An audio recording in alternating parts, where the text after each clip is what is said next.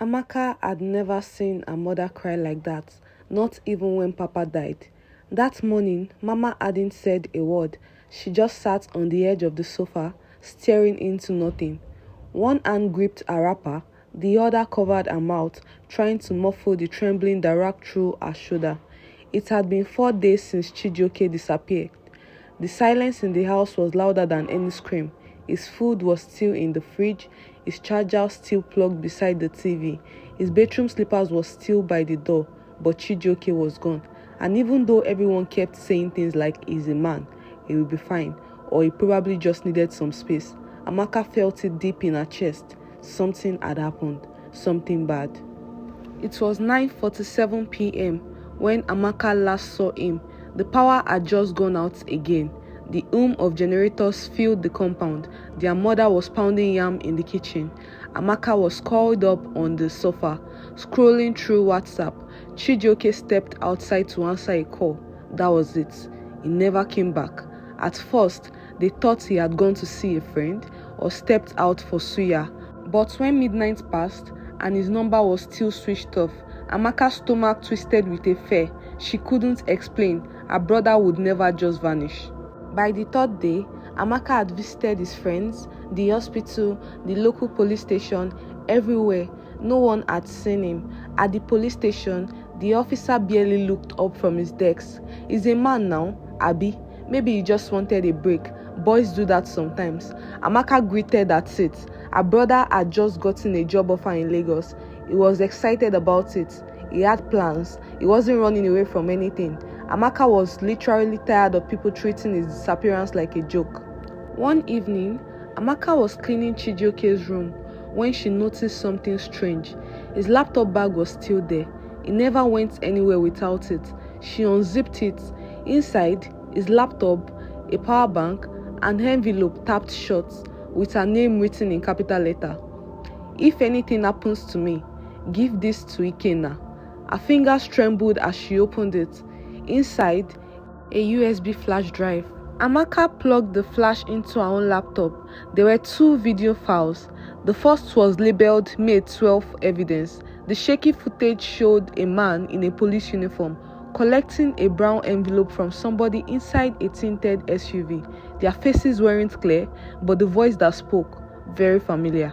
She replayed this clip, then froze. It was Chief Ume, the rich businessman turned politician, always on local news, a man with charities, contracts and bodyguard. The second video was darker, a warehouse at night, young boys no older than 16 being tied up and loaded into a van. Their mouths were gagged. A man with a baton shouted instructions. Human trafficking. Amaka felt her blood go cold. Was this what Chijioke had found out? Was this what got him taken? The next morning, Amaka took the envelope and videos to the police. She felt sick with nerves, but hopeful maybe this would finally make them act. They barely looked at it. This could be fake. One officer shrugged. You want to implicate big men with this kind of thing? Another laughed. Then the older one leaned close and said, young lady, go back to school. You don't want to be the next headline. But her brother was the headline, just not printed yet. That night, as Amaka headed home from the station, she noticed a black Corolla driving slowly behind her from Ogui Road to her street. It didn't overtake, it didn't turn, it just followed. When she finally turned to confront it, the car sped off. Later that evening, her phone buzzed, unknown number. Curiosity kills, don't become a story too. Her hand shook as she locked the phone. They were watching her now, and they wanted her to stop. The next day, Amaka found Ikenna, her brother's closest friend, from NYSC. He was already panicked. You have been followed, he whispered. After watching the videos, Amaka, this is serious. You need to stop. But she refused. Ikenna eventually told her what Chijioke had shared weeks before he vanished. He said some people were using a warehouse near 9th Mill to transport boys to another state. They pretended to be running a charity, but it was a cover. He said if anything happened to him, I should find a man named Razor. Who is Razor? Amaka asked. A night guard who walks around that area. he saw something too. Another lead, another silver of hope. That Saturday, Amaka and Ikenna boarded a keke and headed to 9th Mile, pretending to be students filming a documentary. They asked around. Most people ignored them, but one security man finally spoke up, lowering his voice. There is a way house near the bush path, white gates. Trucks come in late at night. They don't move during the day. Nobody goes near that place. They left immediately. But that night, Amaka couldn't sleep. Her brother had seen something, recorded something. Now he was missing.